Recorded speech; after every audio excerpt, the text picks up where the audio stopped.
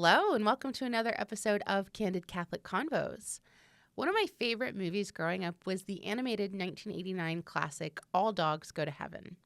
Set in New Orleans in 1939, it follows the story of Charlie B. Barkin, a German shepherd who is murdered by his former friend Carface Carruthers. Despite not having done any lifetime good deeds, Charlie is automatically sent to heaven. He's then greeted by a whippet angel who explains to him that because dogs are inherently good and loyal, all dogs go to heaven and are entitled to paradise. But Charlie takes advantage of her kindness and cheats death by stealing a pocket watch representing his life and winding it back. He escapes from heaven and returns to Earth where his best friend Itchy still lives in order to take revenge on Carface. But instead he ends up befriending a young orphan girl named Anne-Marie who can talk to animals. And throughout the film, Charlie learns an important lesson about kindness and friendship and love, and he's eventually able to earn his way back into heaven.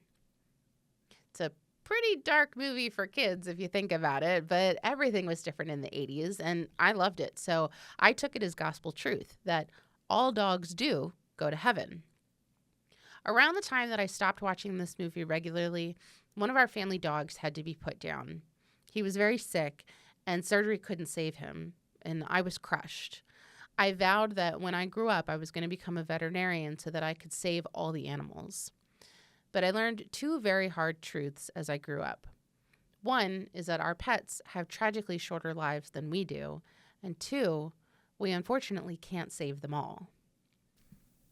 Even now, as a parent to both human and furry children, I cling to the idea that all our pets will one day meet us in heaven with wagging tails and gentle purrs, and I share this belief with my kids. But from a theological perspective and as a rational adult, I wondered, what does the church actually say about this?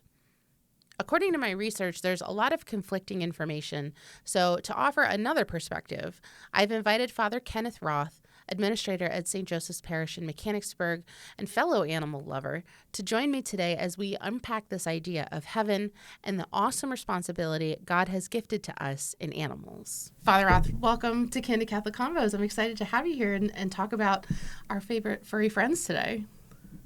Thank you. So tell me a little bit about yourself, and in particular, are you a cat person or a dog person or some other furry creature person? I prefer dogs. Yeah. Yeah, I don't know. They're more friendly. Cats are usually their own thing. My brother's a cat person. I'm not. Yeah. Awesome. So how long have you been a priest with the diocese? 6 years, working on 7.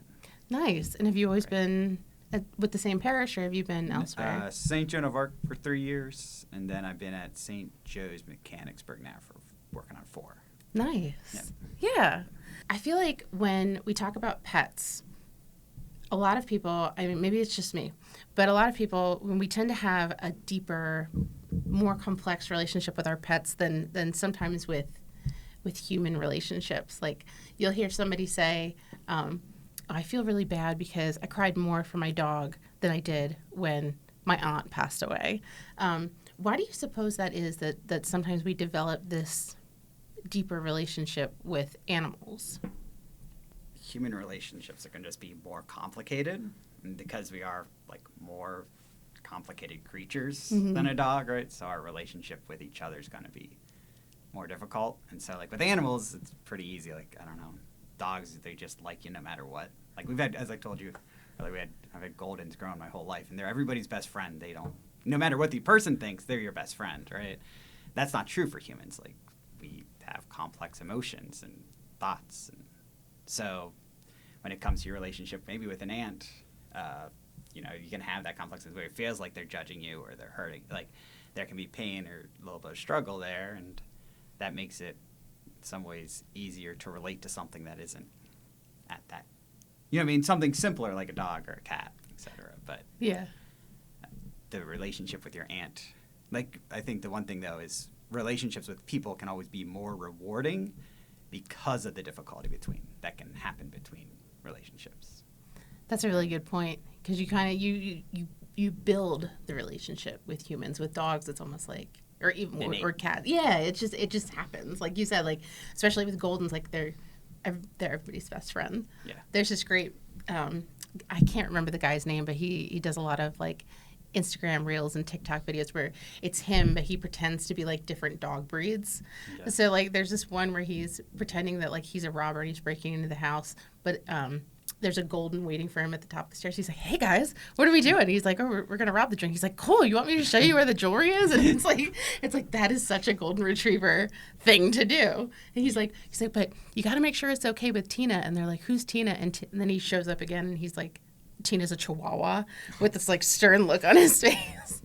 It's so accurate, and I love it. I love it. You had mentioned that you had your own dog and you had Goldens growing up. What do you love about the breed and just being a pet owner in general? I grew up in the country, and I guess I kind of like having a big dog where you can kind of walk outside. You know what I mean? Like you have a big yard, you have big fields, and they'll be around you the whole time. You know what I mean? In some sense, they're protection, right? You know, you don't have to worry about much, and like especially like when you're in the woods and such, there are other animals that you have to think about. But so there's that side of it, but also it's kind of good companions, like as you're off hiking or whatever, you know what I mean? Keeping you company, they're just there and they're just friendly. Yeah, no, like we were saying, they're just cool. They're cool to hang out with. They're comforting. Like yeah, I think in the country almost everybody like has a dog.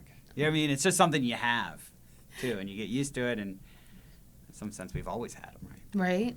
And if you grow up with one, you can't really imagine life without one. Like I've always had a dog in my life at some point or another. And we had English Springer Spaniels, and then I had a lab, and now we have Hendrix, who's just this like mix of everything. But it's so great to just have that in your life. I can't really even describe it. It's just nice to have that extra layer of companionship. You know, then you have your human companionship, but then to have furry companionship is also a blast. I love it. I want to start getting a little more theological, if that's okay. Okay. But what do pets teach us about love? And more importantly, what do they teach us about God's love? Like, do you think that they're a reflection of God's love in any way? There's definitely like an unconditional side to dog's love. But like the interesting thing with dogs is like they very much reflect their owners in a sense. You know what I mean? Like we were talking about how wonderful dogs are, but like an evil owner makes an evil dog too. You know what I mean? Like you can have really nasty dogs, but it's usually not a reflection on the dog or something about the dog. It's usually a reflection on the owner and how they treat the dog. And so how does that show God's love or talk about God's love? I think it's more maybe our mastery over creation, right? You look at the book of Genesis and God's talking about, you know, name the animals, right? You know, really giving us fill the earth, subdue it, like interact with it. We're not meant to just kind of be off on our own. God gave us this world to be a part of. And in some sense, dogs are a good litmus test to see how you're doing, I guess, right? Like, and pets in general, because there's not just dogs, but all pets. Like, how well are you at caring for them? Gardening, farming, anything like where you're actually with the earth and being a part of it and actually kind of fulfilling that early commandment in the book of Genesis. I guess in many ways it can kind of show how well you appreciate the gift that God's given you, right? Yeah, and that's a great point that you mentioned about how dogs kind of reflect the personality of the owner. Like you said, like a terrible owner, you're going to get a terrible, nasty dog. But it's also if you reflect the goodness into the dog, you get the goodness back. I've also noticed that like they just, especially when you have a good dog, they're so forgiving. Like you can yell at them for chewing on the shoe, but then they're still like, but I still love you. You know, like. Well, I think there's a difference between like putting boundaries on a dog. Like, you know, I'm very, in some sense, strict with my dog Samson. He's we had him trained young, and the nice thing, he's a golden lab, and so he's extremely trainable. I only have to use a word once or twice, and he knows exactly what it means. He'll test me, but you know what I mean? And that's the difference, is he's testing to see, like, okay, is he actually going to make me stay inside the yard? Is he actually going to not let me go into the cupboard where I know the food is, right? But in general, like, the rule, like putting rules and boundaries on things isn't mean. Like, that's not a bad owner, right? That's a good owner who puts rules and laws on things to protect. Because, like, my doggy has digestive issues. If he was to go and just eat as much food as he wanted, he'd be dead, right? So I do have to put those rules. He might not understand why I have all those rules, but they're protecting him, right? While in some sense their bad owner is doing it purely out of just probably misplaced hate, misplaced anger, right? And that's where you kind of get the issues, right? Dogs know the difference between like a loving command and just hateful, I think. Like, again, but that's because they reflect us better. And they'll, like, even when you're like angry at your dog, you're telling your dog not to do something, there's something about dogs where they can tell the difference in our tone of voice, how we approach them, how we treat them, to know the difference of, okay, this person's safe and I can trust these rules, right? I mean, we've evolved together for 100,000 years now. We figured out a lot about ourselves, each other, dogs and humans, right? And so in that sense, I don't think putting commands on a dog, what you're talking about, I would not consider that the same as being a bad owner. Right. Those are two different categories, and then dogs would react to those two in different ways. Absolutely. Yeah, it's like you don't want your dog to chew. Like you tell your dog no, but a lot of the times it's out of a love or out of protection. It's kind of like how we have, God gave us the commandments, and they're not necessarily like they're not there because he hates us and he doesn't want us to do anything. They're there to protect us. They're there too. But we can't understand. We don't understand everything that's going on in the world, and so we have commandments to allow us to interact with the world without hurting ourselves. Yes, I love that. Yes, I want to talk a little bit about because the tragic thing about pets is that eventually we kind of outlive them, and I always tell my kids, we've unfortunately had to put down 2 animals since my kids have been alive, so they've had to kind of sit through that, and I always tell them that the cat's in heaven or the dog's in heaven, and it helps them to sleep at night. And while I believe it, I know that there's some conflicting information in the church around the subject. For instance, St. Thomas Aquinas and Pope Benedict both believe that no, animals don't go to heaven because humans have rational souls that seek God, whereas animals have souls that, how they put it was, they cease to exist at death and they're not called to eternal life.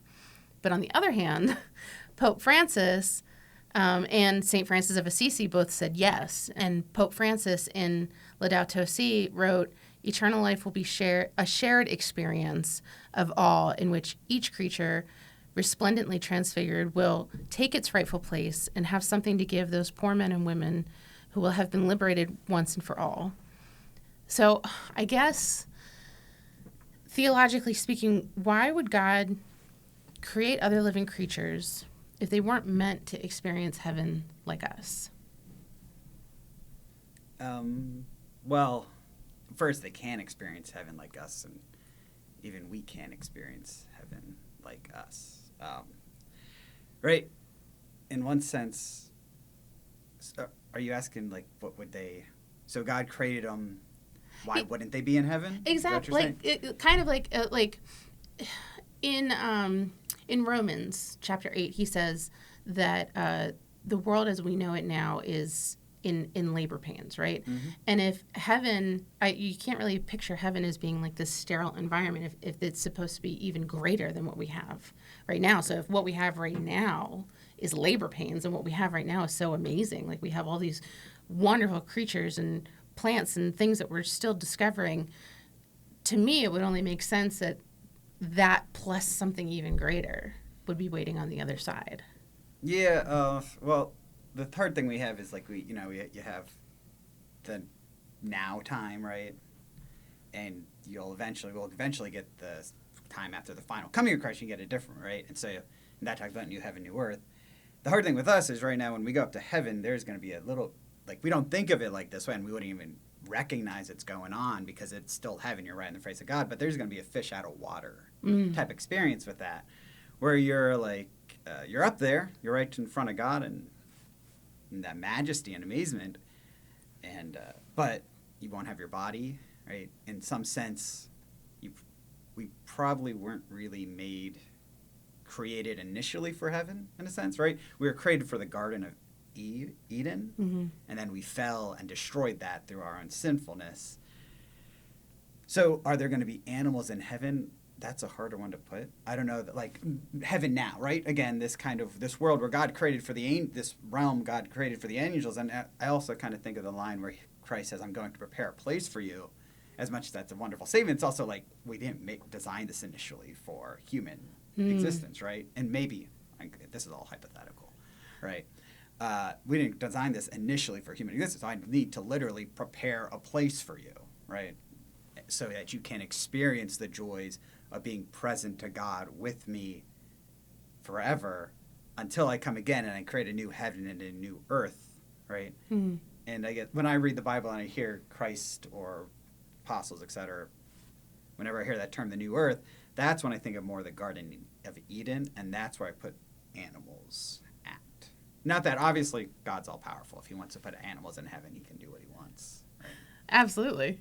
Yeah. And I hadn't really thought about it like that. I think that's pretty powerful to think about it that way, because you're right. Like we have to put boundaries around animals because they don't fully understand. God gives us boundaries because we don't fully understand. And how he operates is completely outside of what we're capable of even imagining. So I like that you mentioned that, he has to go and prepare a place for us because this isn't what he had planned for us. Not necessarily what he had, like he knew, God knows everything and what was coming, but that wasn't his initial. Correct. The design of creation was very heaven, Eden, humanity in Eden, with creation, with him eternally there, no death, right, no pain. We still interacted with nature. I always wonder if there would still be like gardening, because there's, or animals and pets, right, in the Garden of Eden type of thing, where like there's still a natural, like, created joy of creation in those things. But then when we sinned, he put on the sweat of your brow type of suffering that goes along. Like, as fun it is to garden, it's also painful to farm in 90-degree weather. Yes. Definitely not, like, I wouldn't say not super enjoyable, because some people really enjoy that. I am not one of those people. If it's super hot outside, I would rather be inside. But yeah, no, that absolutely makes sense. So I want to talk about something I don't want to talk about it because it's painful. But, we had mentioned that our pets unfortunately have tragically short lives. Like, unfortunately, we're gonna outlive them at some point, unless you have a turtle or a parrot who's gonna live to be like 100 years old. But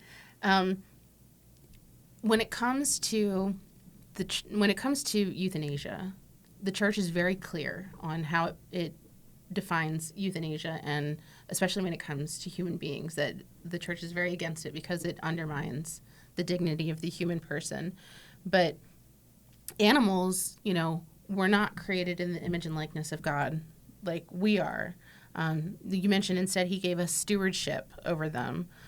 So does that stewardship include ending their suffering and showing mercy and compassion with euthanasia? That's something I've always kind of struggled with. Like, we had to put our cat down 2 years ago, and I was like really wrestling with this idea because I don't like having to I have a hard time killing a fly. Mm-hmm. So how do we come to terms with that in terms of what we're supposed to be doing as Catholics and responsible pet owners? When it comes to euthanasia, especially when you talk about like humans, right, and why you can't put someone to death because they're going through something really painful or difficult, is because we have a gift where we can do redemptive suffering, right? We can join our sacrifices to the cross, right? We can take our pain and our trials and turn them into graces and gifts, right? We don't get to pick what pains God gives us. We don't get to pick what pains just happen to us in this world because of sin, because of chaos, because of the fall. But we can, just like Christ did on his time here on earth, he took every pain, every suffering that was put onto him, and he opened up heaven for us, right? He defeated death from that. And so to discredit the good that can be found through suffering lies to everyone about what suffering is, right? When you accept euthanasia, you're accepting that there is pain and suffering in this world that is just evil and can't be used for a good or their good can't come out of, right? There, like that's the hard deadline where you're saying, okay, well, your pain cannot help you grow in any spiritual way. It can't help you grow closer to Christ. It can't be offered up for people suffering. It can't be offered up for souls in purgatory. And so we're just going to kill you, right?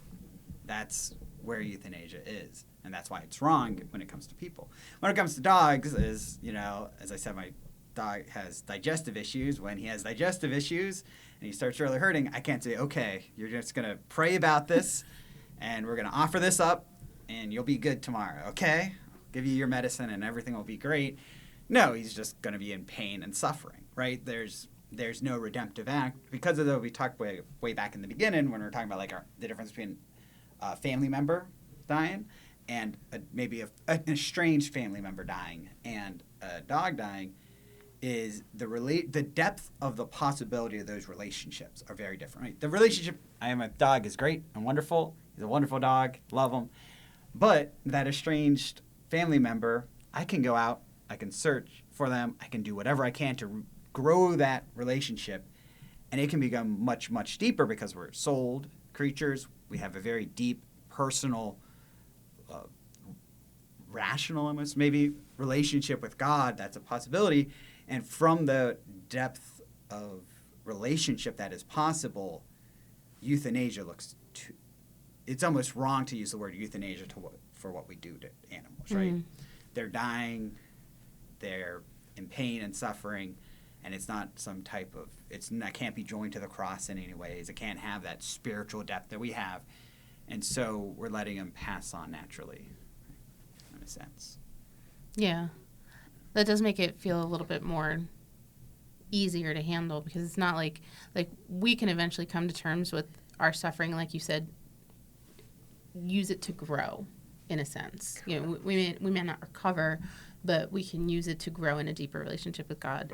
With animals, they're, like you mentioned, having a rational mind, they're limited in their capacity to understand. So they don't know why they're hurting. They just know that they're hurting. So it is being able to end that for them is compassionate for them.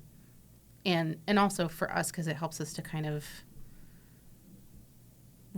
relax is the wrong word, but it eases that suffering for us as well. Yes, yeah. And again, it's almost wrong to use the word euthanasia in both situations because the difference, even though medically speaking, biologically speaking, it's the same thing in terms of the full understanding of the person and the full understanding of creation and everything. They're two almost polar opposites. Yeah, they're wildly different, but they kind of you're right, they just get lumped into the same, but we have to morally separate them to be able to make those decisions. I think that's really important. Sometimes that can be tough to grapple with as an adult. How do we, like I said, I have children. I'm sure a lot of families with pets also have children. How do you explain that to a child that hey, Fluffy's got to go to heaven. We're going to help Fluffy get to heaven, but I don't want Fluffy to go to heaven. How do we justify that for them?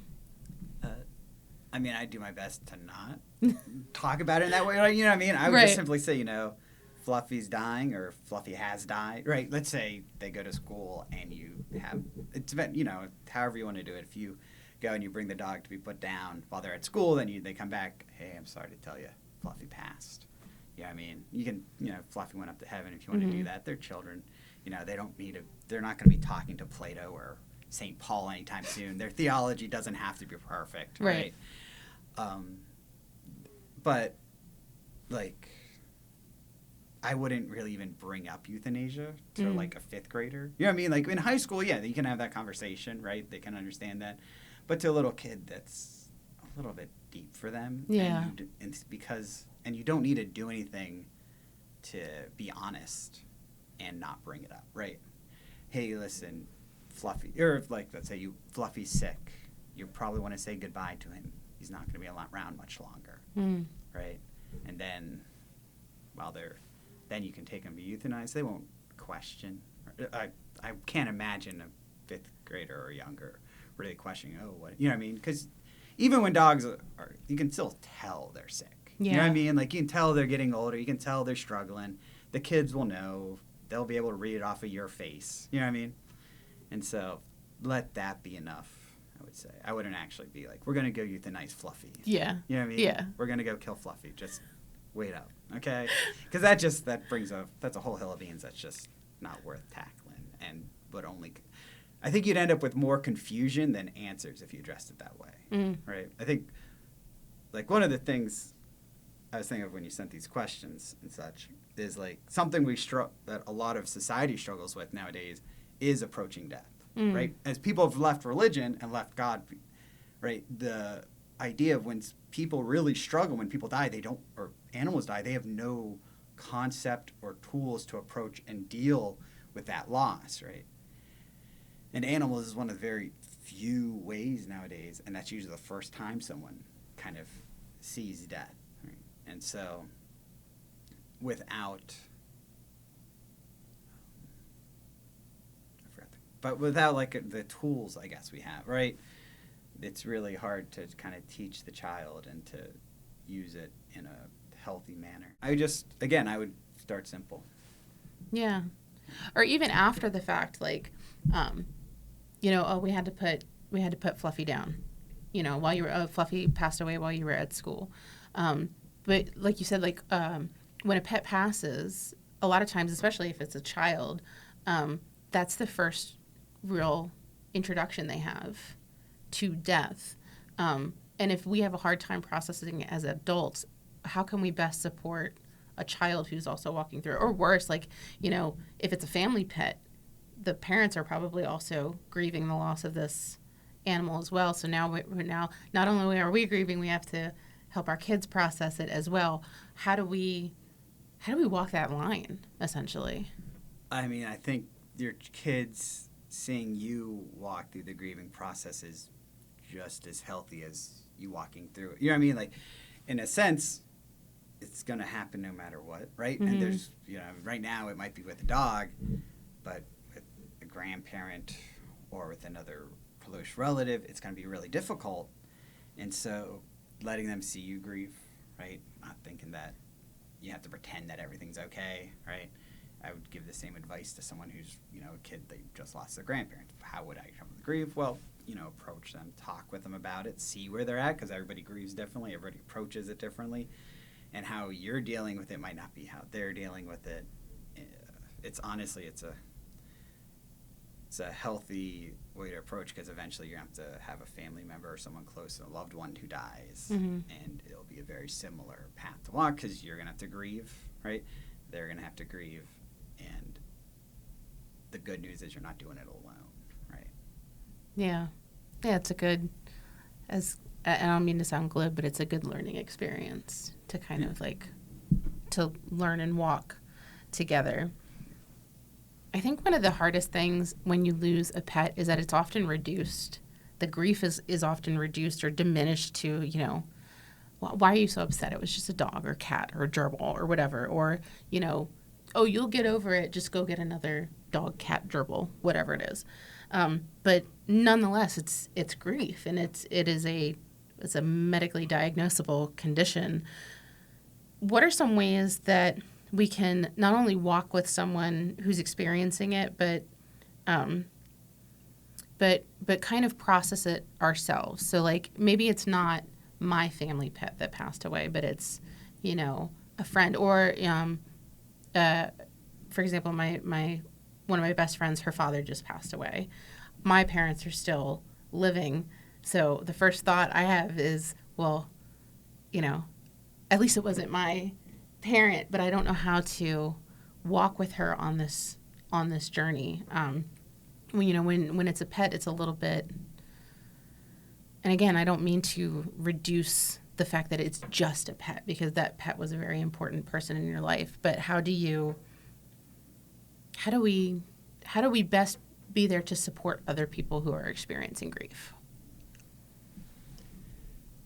Well, being there is the first thing in general.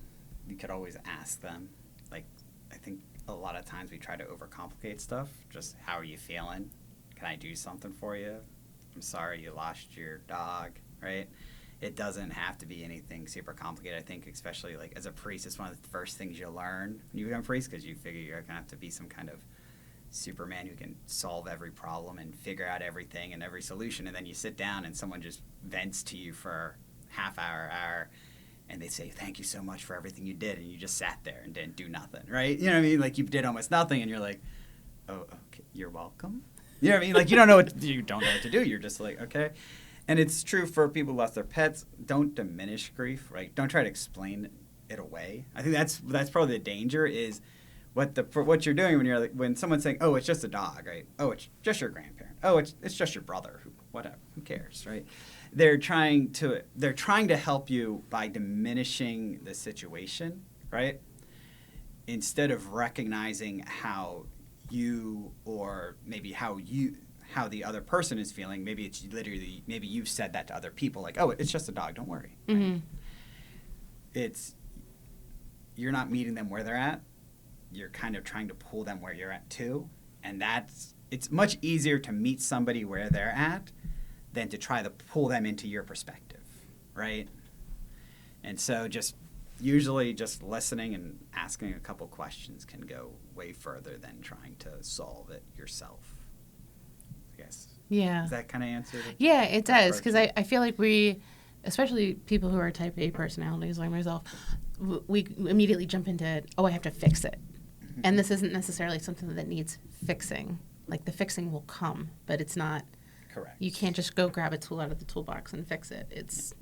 Yeah, time is really the tool that fixes it, but it's different for everybody. Right. And every situation, right? Yeah, absolutely.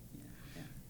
There could be that estranged relative you never know, and then they pass away, and you feel just a pound of grief that you weren't expecting, because you were thinking, oh, it's just someone I never met.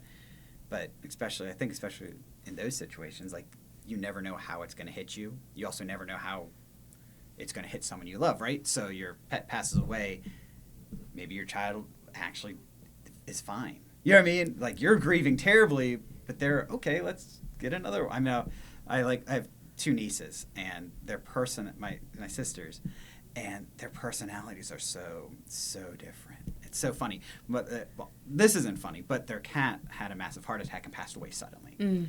And my oldest niece was inconsolable for weeks, would just start bawling, crying.